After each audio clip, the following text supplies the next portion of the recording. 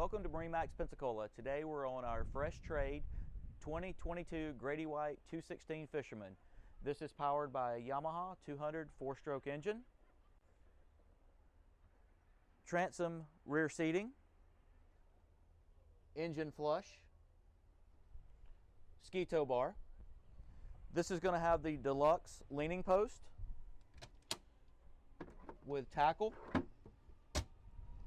rod holders, and also a very large live well.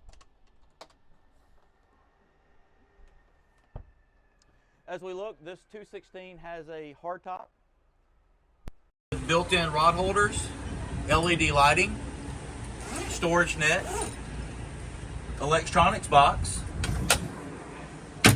and a full windshield with a wiper. Here at the helm, you're going to have a Garmin flush-mounted 12-inch screen, ICOM VHF radio, push to start, digital throttle shift, Bennett trim tab with indicators. This boat has 129 hours and has been freshly serviced by MarineMax Pensacola. We make our way to the bow.